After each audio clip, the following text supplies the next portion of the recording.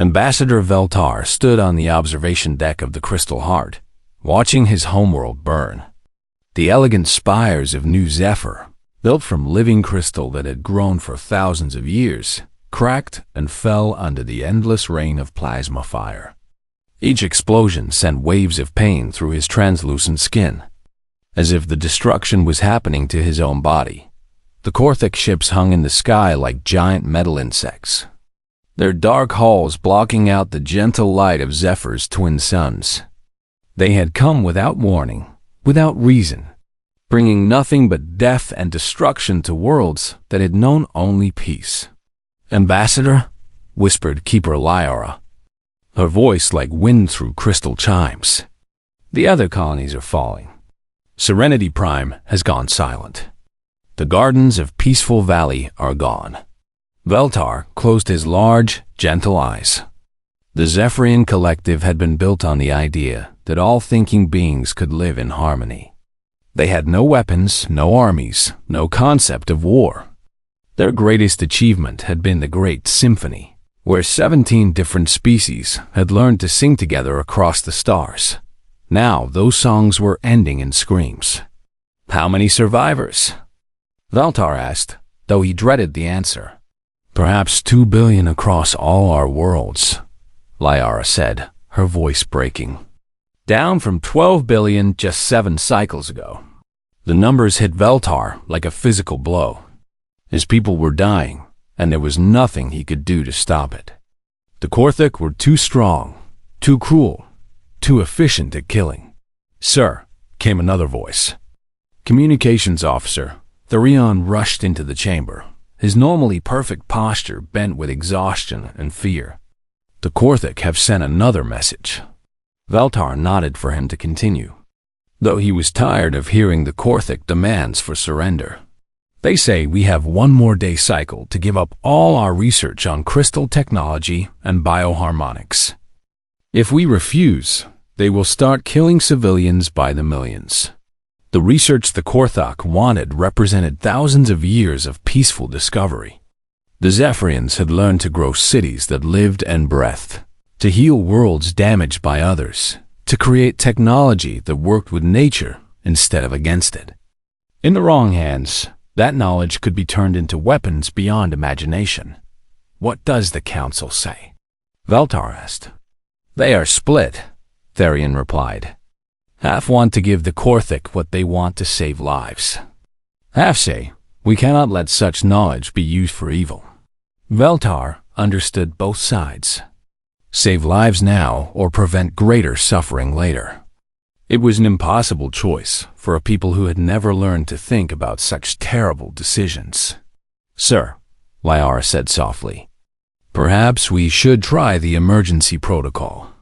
The emergency protocol. Veltar had hoped it would never come to that. It was a plan created in the early days of the Collective, when they first ventured into space and realized not all beings shared their peaceful nature. A desperate plea for help broadcast to every corner of known space.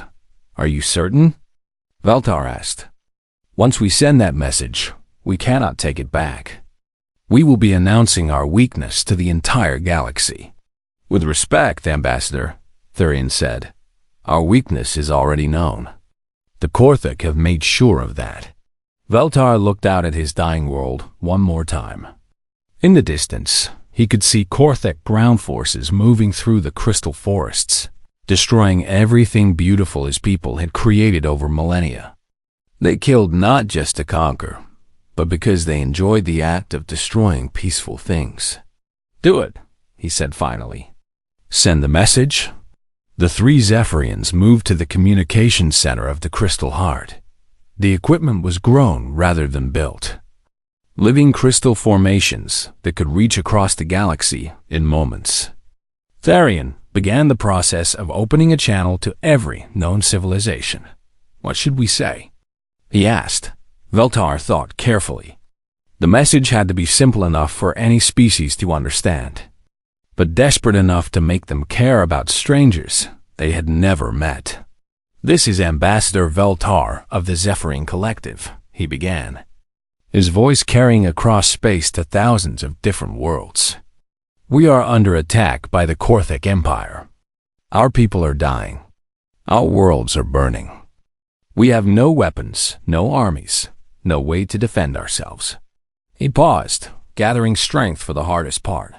"We call upon any civilized species capable of providing military assistance. We know we have no right to ask for help from strangers, but we are desperate. In exchange for aid, we offer our most valuable knowledge and all our resources. We do not seek revenge against our enemies, only the chance for our people to live in peace once more." Therian sent the message racing across the galaxy at faster than light speed. Within hours, it would reach every major civilization, every trading post, every colony that had achieved spaceflight. Then they waited. The first responses came quickly, but none brought hope. The Altarian Republic sent sympathy, but said they could not risk war with the Korthik. The Mechanical Collective offered to preserve Zephyrian culture in their databanks after the extinction. The Star Kingdom of Velos suggested the Zephyrians simply surrender and hope for mercy. Message after message brought the same answer. No one was willing to fight the Korthik Empire. No one wanted to risk their own people for strangers, no matter how desperate the plea. Hours passed. The Korthik deadline grew closer. Valtar began to accept that his people would either die fighting or live as slaves. Both options felt like death. Then, just as he was about to give up hope, Therian looked up from his station with surprise. "Sir," he said, "we have one more response." "Let me guess," Valtar said, bitterly. More sympathy and empty words. "No, sir," Therian said, his voice filled with confusion. "This one is different." "How different?" "It just says, help is coming. The message comes from a world called Earth in the Sol System. I have never heard of them." Valtar checked their star charts. The Sol System was marked as unexplored territory in the far edge of the galaxy, near the galactic rim where few civilized beings bothered to travel. "Are they a major civilization?" Liara asked. "I do not think so," Therian replied.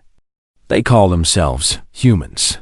No military records, no trade agreements, no diplomatic contacts. As far as our databases show, they achieved spaceflight only recently. Then why would they help us when powerful empires will not?" Valtar wondered. The answer to that question would have to wait. For now, they had one small hope in a galaxy that had turned its back on them. It would have to be enough.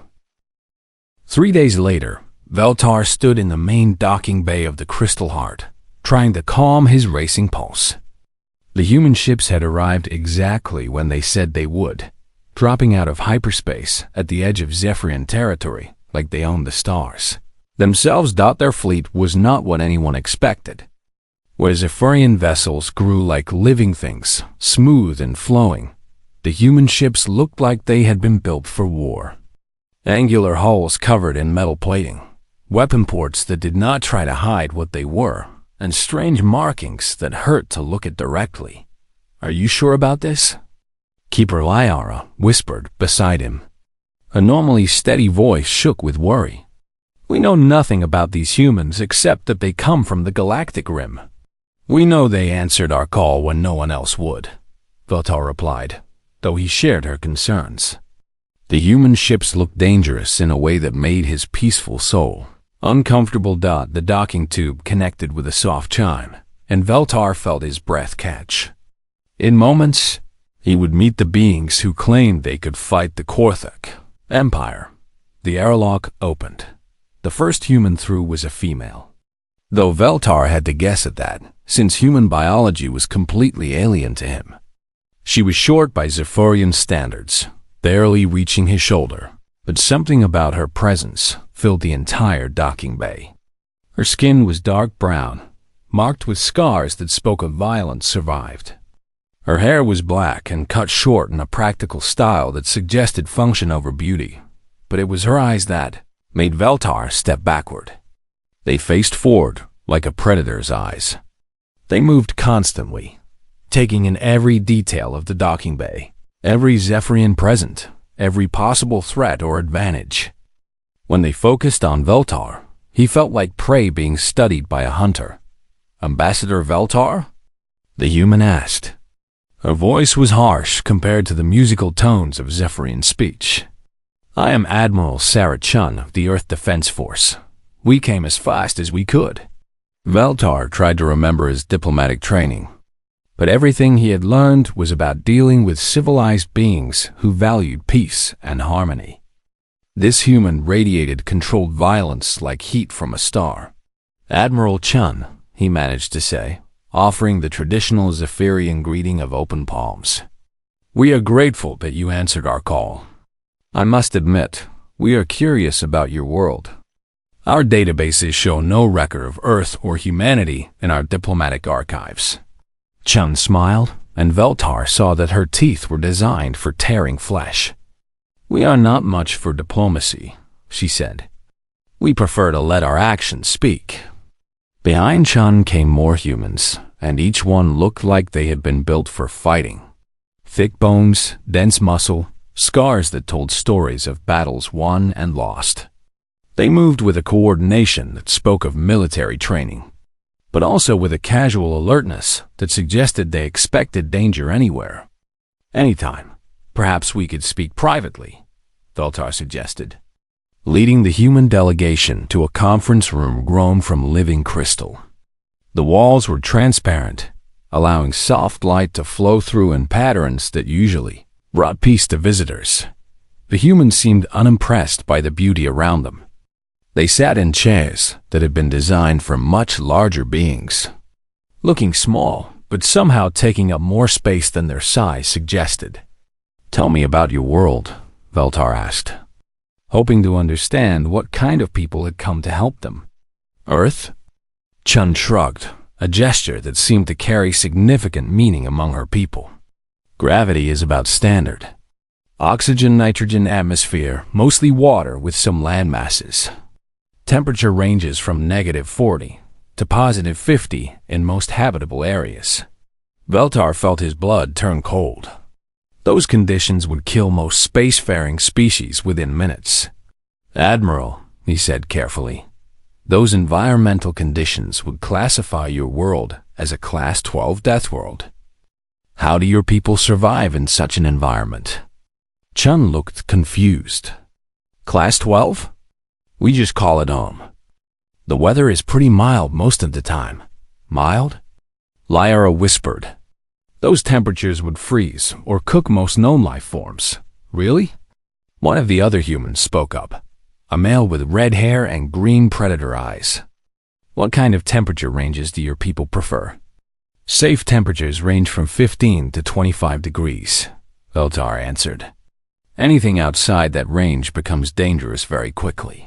The humans exchanged looks that Veltar could not interpret. "That is a pretty narrow range," Chun said. "On Earth, we have people living comfortably in places where the temperature stays below zero for months, and others living in deserts where it gets above 40 degrees every day." Veltar tried to process this information. These beings lived in conditions that would be deadly to his people, and they called it normal. "What about your gravity?" he asked. 1G, Chun replied. "Standard. That is twice the gravity of our homeworld," Lyra said, her voice barely audible. "How do you even move?" "You get used to it," Chun said with another shrug. "Keeps us in shape." Veltar was beginning to understand why the humans looked so dense and muscular. They had evolved in an environment that would crush most civilized beings. "Admiral," he said slowly, "I need to ask you directly. Can your people actually fight the Korthic Empire? They are considered one of the most dangerous military forces in the galaxy." Chun leaned forward, and her predator eyes fixed on Veltar with an intensity that made him want to run. "Ambassador," she said, "let me tell you something about humans. We evolved on a world that tried to kill us every single day. Ice ages, plagues, predators, natural disasters, asteroid impacts, volcanic eruptions. Most species would have gone extinct a dozen times over. We just got stronger. She stood up, and despite her small size, she seemed to fill the room with her presence. We have been fighting and surviving for millions of years before we ever knew there were stars, let alone other people living around them. War is not something we learn from books or databases. It is written into our DNA. But the Korthik have conquered hundreds of worlds, Veltar protested. Their bioships are evolved killing machines. Good, Chun said, and her smile was terrifying. We like a challenge. The red-haired human spoke up again. Admiral, should we show them the combat footage from the Rigel incident? Not yet, Martinez, Chun replied. Let us save the surprises for the Korthik. Veltar did not know what the Rigel incident was, but the way the humans spoke about it made his skin crawl. Admiral, he said, I must ask. If your people are so dangerous, how do we know you will not simply conquer us after you defeat the Korthik? Chen looked genuinely surprised by the question. Ambassador, you called for help. We came to help. That is what we do. But surely you want something in return. Territory, resources, technology? We want you to be safe, Chun said simply. That is enough. Veltar stared at her, trying to understand. These beings came from a world that would kill him in minutes. They were clearly evolved predators. They spoke of war like it was as natural as breathing. That they had traveled across the galaxy to help strangers, asking nothing in return. I do not understand your people, he admitted. You do not need to, Chum replied. You just need to trust that when someone asks for help, humans answer. It is who we are. She stood up, and the other humans followed her lead. We should begin planning our assault on the Korthik positions, she said. How much time do we have before their deadline? 18 standard hours, Veltar answered. More than enough, Chun said. We will have this finished by dinner. As the humans left to prepare for battle, Veltar remained in his chair, trying to process what he had just learned. His people had called for civilized help and received apex predators instead. He was not sure if that was the best thing that could have happened, or the most terrifying. War Prince Sekthar stretched his forearms and examined the tactical display showing the orbital space around Lumina Prime, the Zephyrian colony. World hung below his massive bioship like a ripe fruit waiting to be picked. In 6 more hours, his deadline would expire, and he could begin the final phase of cleansing this system of its weak inhabitants. The Korthik had evolved for war. Their bodies were living weapons, their ships were grown rather than built, and their entire culture existed to consume and destroy weaker species. Sekthar had personally conquered 17 different civilizations, and the pattern was always the same. First came fear, then desperate messages begging for mercy, then final surrender when they realized no help was coming. War Prince, hissed his communication specialist.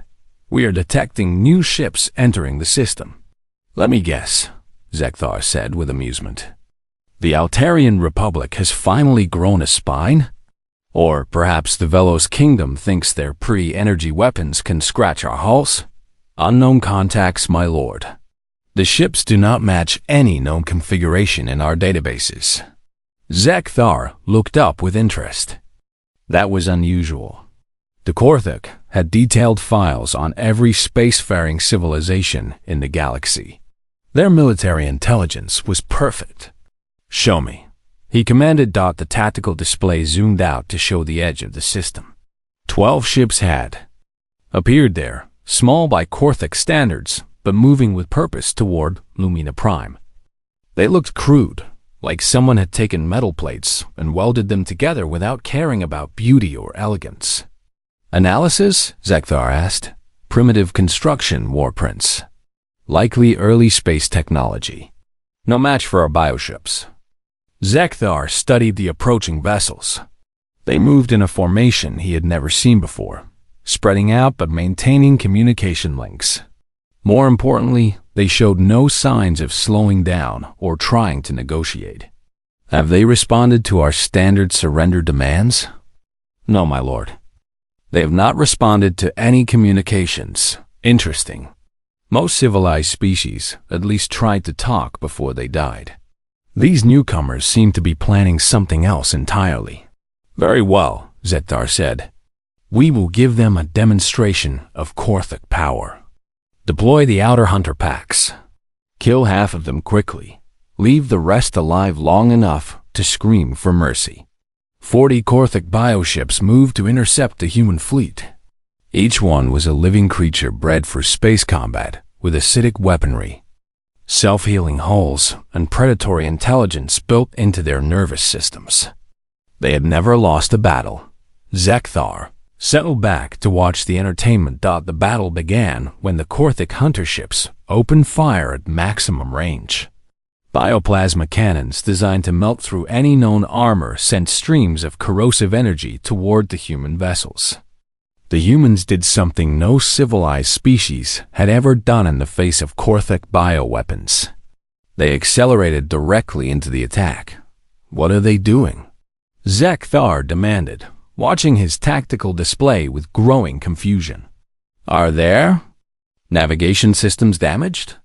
Instead of trying to avoid the plasma streams or retreat to safe distance, the human ships were flying straight into the most dangerous area of the battlefield. 3 of them took direct hits, their crude metal hulls melting under the bioplasma assault. But instead of dying, the damaged ships kept fighting.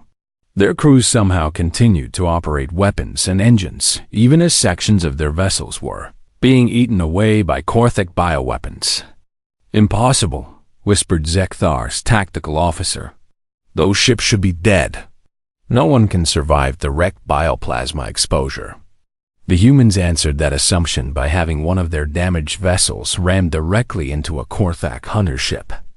Both vessels exploded in a ball of fire and twisted metal, but the human crew had somehow managed to fire their weapons until the very moment of impact. They are insane, Zekthar said, but there was uncertainty in his voice now. In all his battles, he had never seen anyone choose suicide attacks over surrender. The remaining human ships closed the distance with the Korthik forces, and that was when the real surprise began. The humans opened fire with weapons that no civilized species used anymore. Simple kinetic projectiles accelerated to incredible speeds. The Korthik bioships were designed to heal from energy weapons and bioattacks. They had no defense against chunks of metal moving at a significant fraction of light speed. The projectiles punched through their living hulls like they were made of paper. War Prince, his tactical officer called out in panic. We have lost 6 hunter ships. The humans are using primitive kinetic weapons. Impossible. No one has used kinetic weapons in space combat for thousands of years. The humans, apparently, did not get that message, my lord. Zekthar watched in growing horror as his perfectly evolved bioships were torn apart by what amounted to thrown rocks. The humans seemed to have no respect for the proper way to conduct space warfare. But the real shock came when the human ships moved in close for boarding actions. Sir, his communications officer called out. We are receiving a transmission from Hunter Pack 7. What do they report? They say the humans are boarding their ships, War Prince. They are fighting hand-to-hand combat. Zekthar felt his blood turn cold. Hand-to-hand combat was considered barbaric by every civilized species in the galaxy. It simply was not done. Put me through to Hunter Pack 7. He commanded. The transmission was filled with sounds that chilled Zekthar to his core. Korthak warrior screams, the sound of metal tearing, and something else, human voices, calm and determined even in the middle of desperate battle. This is Pack Leader Mortok, came a panicked voice. The humans have breached our hull. They are fighting in our corridors. They do not die. We hit them with biotoxins and they keep fighting. We cut them and they keep fighting. What are these creatures? Use sonic weapons, Zekthar ordered. Disorient them and then finish them. We tried that. The sonic attacks do not affect them. They seem immune to most of our biological weapons. The transmission cut off in a burst of static and screaming. Zekthar stared at his tactical display in disbelief. Hunter Pack 7 had gone dark. An entire Korthic bioship, crewed by some of the most dangerous warriors in the galaxy, had been taken by a handful of primitive humans. War Prince, his tactical officer said quietly, should we call for reinforcements? Reinforcements? Zekthar roared. We are the Korthic Empire. We do not need help to deal with 12 primitive ships. But even as he said it, he was watching more of his hunter packs disappear from the tactical display. The humans seemed to have an unlimited willingness to sacrifice themselves, but more than that, they appeared to be nearly impossible to kill. Analysis of human physiology, he demanded.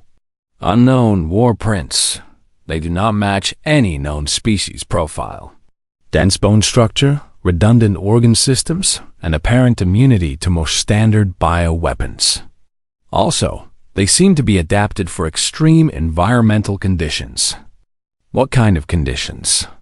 High gravity, toxic atmosphere, extreme temperatures, and constant threat of predation, my lord.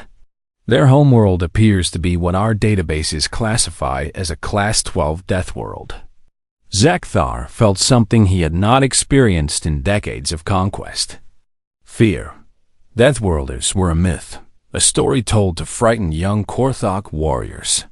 The idea that a species could evolve on a planet so dangerous that it would kill any normal life form was considered impossible by most galactic scientists. But here, they were, tearing through his forces like they had been bred for nothing but war and death. All ships, he commanded, concentrate fire on the remaining human vessels. Kill them all, now. The order came too late.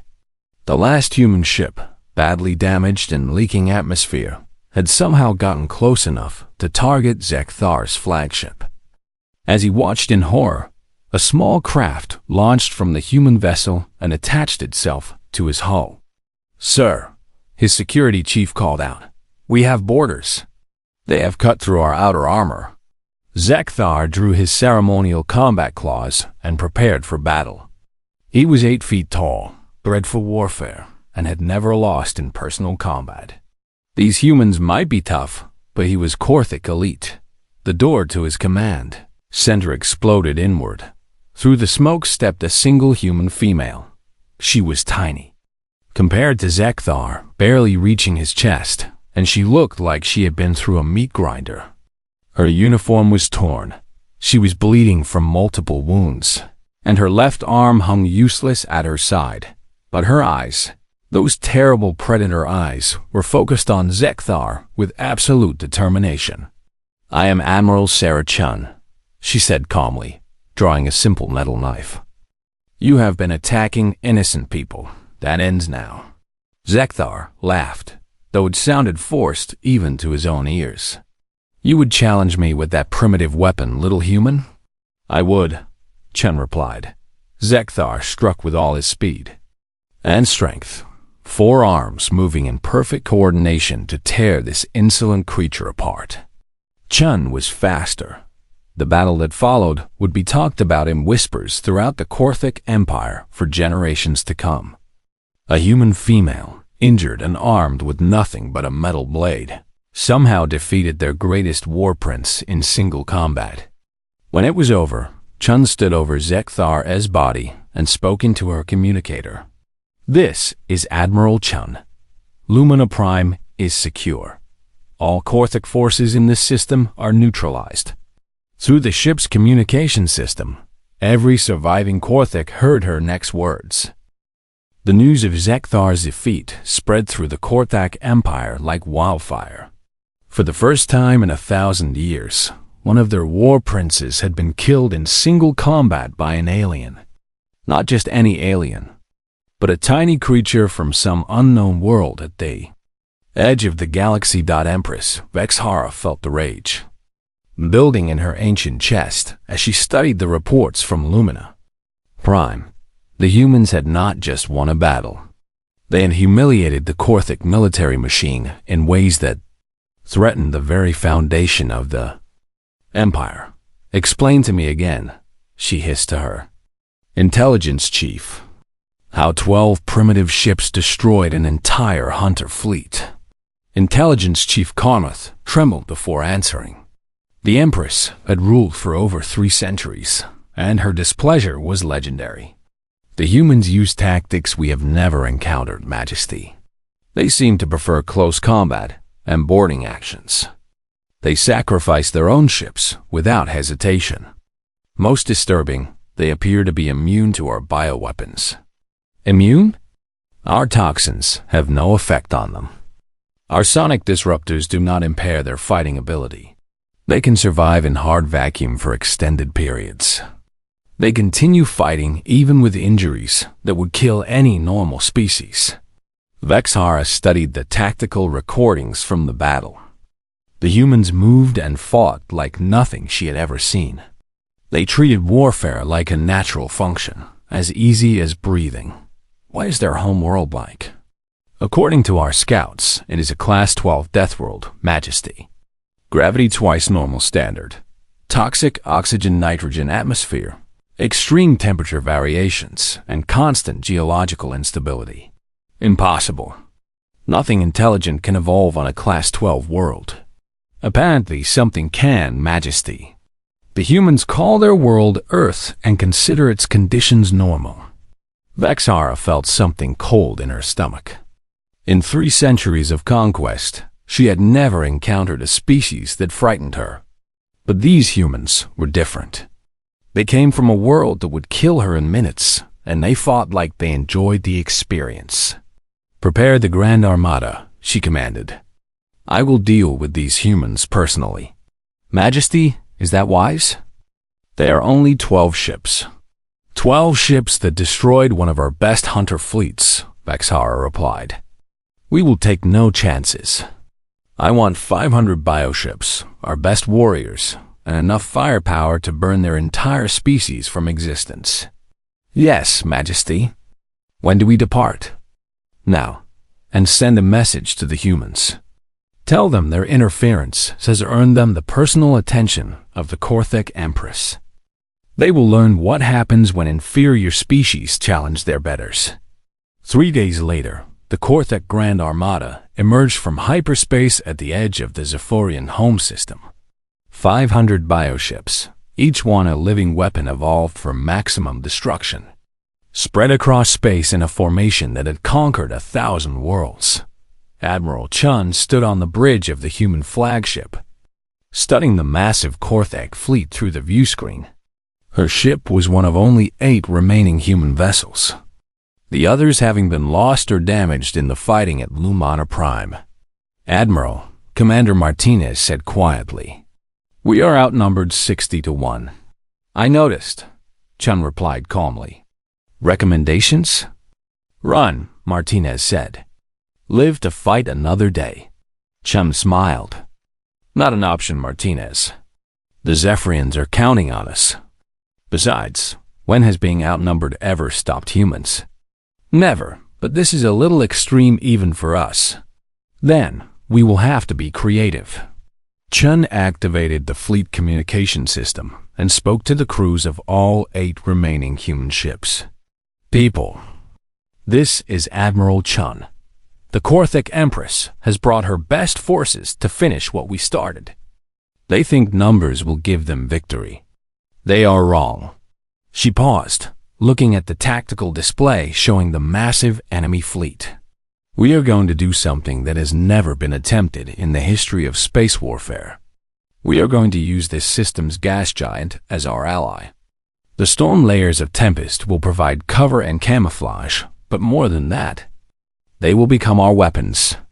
"Admiral," came a voice from one of the other ships, "the radiation and pressure down there will kill us." "No," Chun said firmly. "The radiation and pressure will hide us. Remember, we come from a world that tried to kill us every day for millions of years. A little bad weather is not going to stop us now. The human fleet dove toward Tempest, the massive gas giant that dominated the inner system. Behind them, the Korthic Armada followed with confident precision. Empress. Vexhara watched from her command throne as the human ships disappeared into the gas giant's upper atmosphere. Foolish, she said with satisfaction. They have trapped themselves. The atmospheric pressure will crush their ships within the hour. Should we pursue them, Majesty? No need. We will wait for their ships to implode, then collect the debris for study. But the hours passed, and no debris appeared. The human ships had vanished into the storm-wrapped depths of Tempest without a trace. Empress, her tactical officer reported. We are detecting strained readings from the gas giant. What kind of readings? Energy discharges, Majesty. Very large ones. Before Vexhara could respond, something impossible happened. A bolt of lightning larger than most space stations erupted from Tempest's atmosphere and struck one of the Korthic bioships. The massive vessel simply vanished in a flash of electrical fire. What was that? Vexhara screamed. Unknown, Majesty. The gas giant should not be able to generate that kind of discharge. Another lightning bolt lanced out from Tempest, and another Korthic ship died. Then another. The atmospheric storms of the gas giant seemed to have turned into a weapon. It is impossible. Vexhara raged. Planets do not fight in space battles. Deep within Tempest's atmosphere, Admiral Chun smiled as she watched the tactical display. The human ships had descended to the edge of the gas giant's metallic hydrogen layer, using the tremendous pressure and electromagnetic fields to hide from Korthic sensors. Engineering. Report, she commanded. Electromagnetic tap is functioning perfectly, Admiral, came the reply. We are drawing power directly from the planet's magnetic field and using the atmospheric metallic hydrogen as a conductor. We can channel lightning strikes anywhere within 1,000,000 kilometers. Weapons. Target the largest Korthic ships. Make each shot count. The humans had turned Tempest itself into a massive weapon. The gas giant's own electromagnetic field became their power source, its atmospheric layers their camouflage, and its lightning storms their ammunition. Vexhara watched her grand armada being picked apart by a planet that had somehow learned to fight back. All ships, retreat to safe distance, she commanded, but the humans were not finished. As the Korthic fleet pulled back, the human vessels emerged from Tempest's atmosphere like demons rising from the storm. They moved in formation through the gas giant's ring system, using chunks of ice and rock as cover. Admiral, Commander Martinez reported. The Korthic are trying to reorganize at the edge of the system. Not acceptable, Chun replied. Time for Phase 2. All ships, prepare for ring bombardment. The human fleet had spent their time in Tempest's atmosphere, doing more than just hiding. They had been attaching propulsion systems to asteroids in the planet's ring system, turning cosmic debris into guided missiles, hundreds of ice and rock chunks. Each one the size of a city block suddenly accelerated toward the Korthic fleet. The bioships tried to shoot down the incoming projectiles, but there were too many of them moving too fast. The makeshift asteroid bombardment tore through the Korthic formation like bullets through paper. Bioships that had survived 1,000 battles were cracked open by flying chunks of ice moving at incredible speeds. This is impossible, Vexhara shrieked. They are using the entire system as a weapon. Majesty, her tactical officer said in a terrified whisper, we have lost over half our fleet. We should retreat. Retreat? Vexhara roared. The Korthic Empire does not retreat. But even as she said it, she was watching more of her ships die. The humans fought like they had been born to war, using everything around them as weapons. They turned planets into artillery, asteroids into missiles, and the void of space itself into an advantage. All remaining ships, she commanded, her voice tight with rage. Concentrate all fire on the gas giant. If we cannot defeat these humans, we will destroy their hiding place.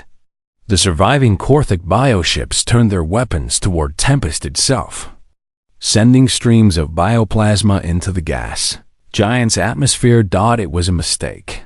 The plasma fire interacted with Tempest's electromagnetic field in ways the Korthic had not anticipated. The entire planet began to discharge massive electrical storms, sending lightning in all directions. Several Korthic ships were caught in the electrical chaos and destroyed by their own reflected weapons fire. Admiral Chun seized the opportunity. All ships, final assault.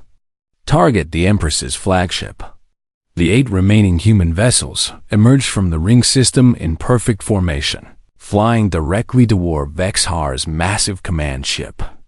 They had no shields, limited weapons, and were outnumbered by hundreds. But they had something the Korthic had never faced before: the absolute refusal to accept defeat. The final battle was brief and brutal. Human ships rammed into Korthic vessels when their weapons failed. Human crews continued fighting even as their ships died around them. They used debris as weapons, turned their own exploding vessels into guided missiles, and fought with a ferocity that defied all logic. 6 months after the Battle of Tempest, Ambassador Veltar stood before the Galactic Council on the neutral world of Harmony Station. The Great Chamber was filled with representatives from hundreds of species, all of them trying to understand what had happened to the established order of the galaxy. The Korthic Empire, which had terrorized civilized space for over a millennium, had simply vanished. Not destroyed, vanished. After their defeat at Tempest, the surviving Korthic forces had retreated to the farthest edge of known space and gone silent. Some reports suggested they had fled beyond the galactic rim entirely, too afraid to risk another encounter with the humans. The Council recognizes Ambassador Veltar of the Zephyrian Collective, announced the speaker, a tall being from the ancient ethereal species. Veltar approached the central podium, his transparent skin still showing the stress patterns from those terrible days when his people faced extinction. But now there was something else in his appearance: hope. Honored Council, he began, his musical voice carrying clearly through the chamber. I come before you to speak of the humans of Earth and what their intervention has meant for the galaxy. A murmur ran through the assembled delegates. The humans had become the most talked about species in known space, though very few beings had actually encountered them directly. Many of you have heard stories, Veltar continued. Some call them myths, others call them propaganda.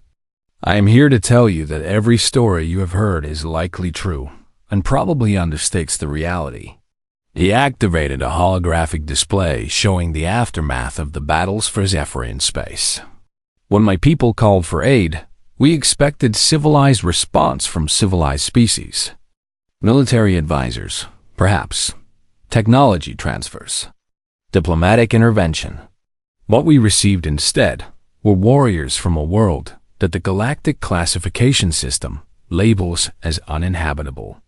The hologram showed human ships moving through the wreckage of the Korthic fleet, searching for survivors to rescue, even Korthic survivors. The humans did not come for conquest, Veltar said. They did not come for resources or territory or technology. They came because someone needed help, and in their words, that is what humans do.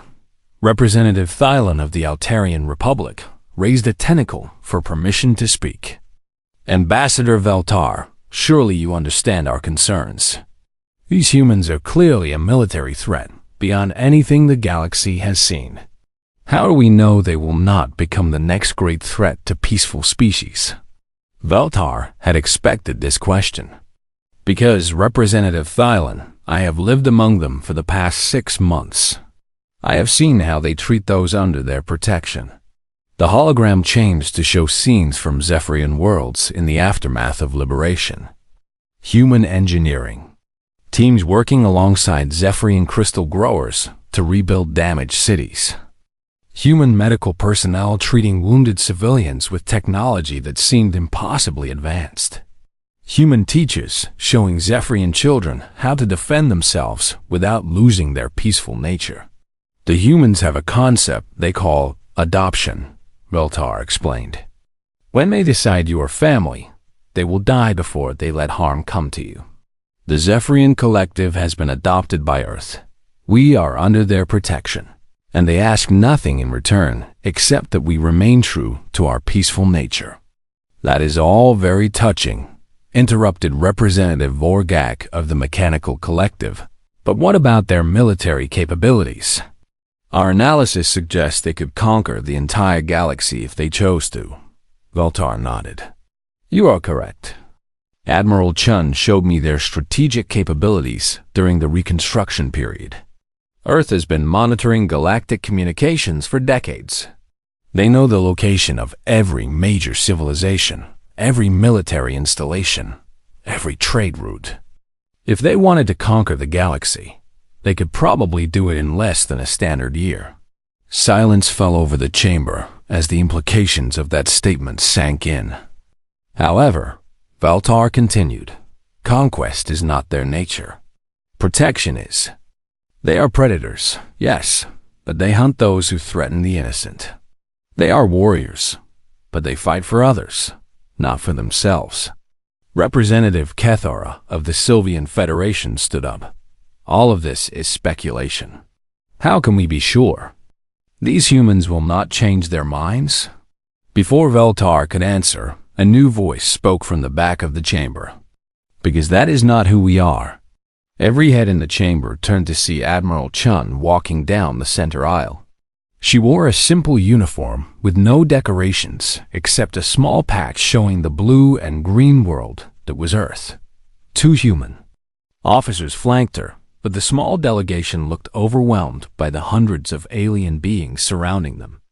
Admiral Chun, the speaker said, clearly surprised. We were not expecting human representation at this session. We were not invited, Chun replied calmly. But we heard there were concerns about our intentions. We thought it would be better to address them directly. She approached the central podium, and Veltar noted how every being in the chamber unconsciously moved back from her. Even walking calmly in a diplomatic setting, the Admiral radiated the controlled danger that marked all humans.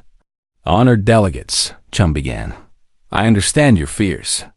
Humans are different from any species you have encountered. We come from a world that most of you cannot even visit without dying. We evolved fighting for survival every single day for millions of years. We are, by any reasonable standard, apex predators. She paused, looking around the chamber at the hundreds of alien faces watching her. But predators protect their territory, and we have decided that this galaxy is our territory now. Not to rule over, but to protect. Representative Thyland spoke up. Admiral, you speak of protection, but your methods are extreme. The destruction of the Korthik fleet was total. Yes, Chun agreed. We do not believe in half measures when innocent lives are at stake. The Korthik chose to prey on peaceful species. We chose to stop them, permanently. But what gives you the right to make such decisions? Chun's expression hardened slightly.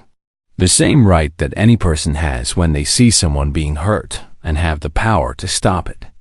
We do not need permission to help people. Representative Vorgak interjected. Your capabilities far exceed anything the galaxy has seen. How do we know you will not decide that other species need your protection, whether they want it or not?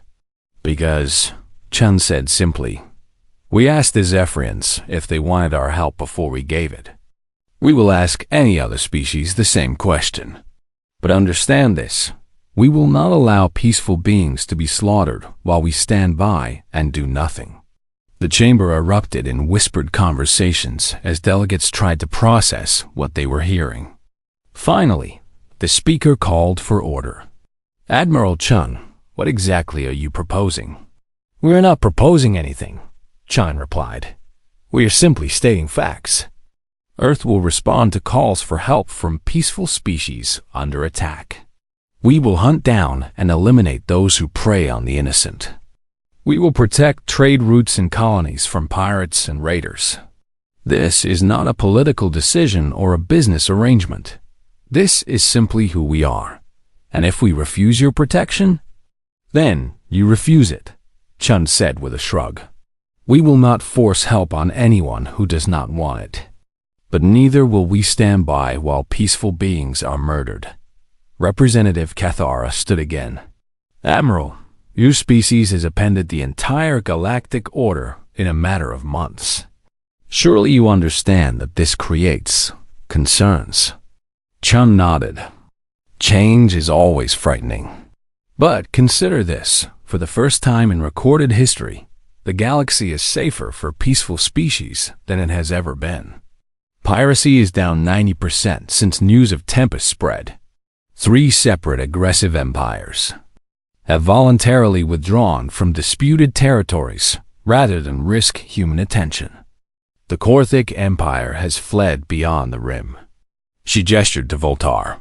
The Zephyrians are rebuilding their worlds and their culture, free from the fear of conquest. Their music is returning to their cities. Their children are learning to sing again. And the cost? Asked Representative Thylon.